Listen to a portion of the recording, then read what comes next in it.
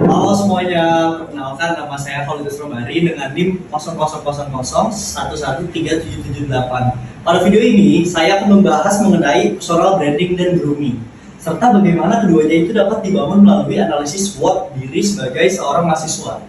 Personal branding bukan hanya tentang menutupi kekurangan, melainkan tentang bagaimana kita mengenali dan mengelola kekuatan, memperbaiki kelemahan, memanfaatkan peluang, serta mengantisipasi ancaman.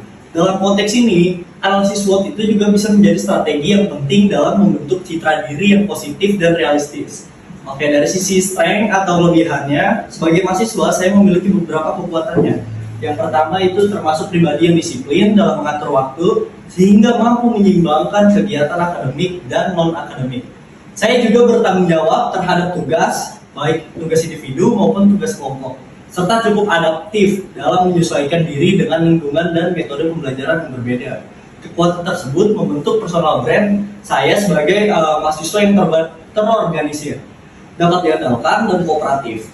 Dari sisi grooming, hal ini saya juga dukung melalui penampilan yang rapi, sikap yang sopan, serta juga bahasa tubuh yang menunjukkan kesiapan dan keseriusan dalam kegiatan akademik.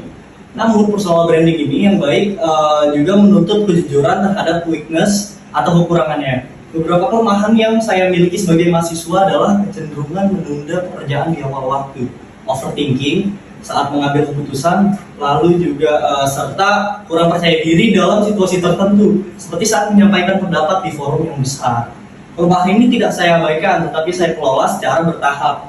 Saya mulai mengatasinya dengan membuat perencanaan sederhana, membagi tugas ke dalam target kecil, serta menjaga grooming dan sikap tenang agar dapat terlihat percaya diri meskipun dalam kondisi yang ragu. Selanjutnya dari sisi opportunity-nya atau peluang, lingkungan perkuliahan memberikan ruang yang besar untuk pengembangan diri. Saya memiliki peluang untuk meningkatkan personal branding melalui kerja kelompok, organisasi, dan diskusi kelas, di mana saya dapat melatih kemampuan komunikasi dan kerjasama tim.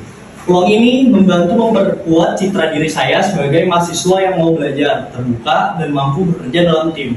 Sementara itu, threat atau ancaman dalam personal branding saya sebagai mahasiswa adalah beban akademik yang tinggi, distraksi dari lingkungan sekitar, serta resiko kurang maksimal jika manajemen waktu tidak bisa dijaga dengan baik. Jika tidak dikontrol, hal ini dapat mempengaruhi performa akademik dan citra profesional saya.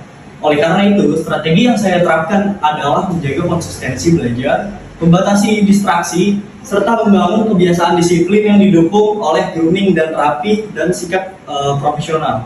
Dalam praktiknya, strategi personal branding ini saya sebagai mahasiswa mencakup 3 hal utama. Yang pertama itu menunjukkan kelebihan yang saya miliki, mengelola kekurangan secara sadar, serta memanfaatkan peluang sambil mengantisipasi berbagai ancaman. Grooming berperan sebagai penunjang visual yang memperkuat kesan siap, rapi, dan juga bertanggung jawab dalam setiap aktivitas akademik.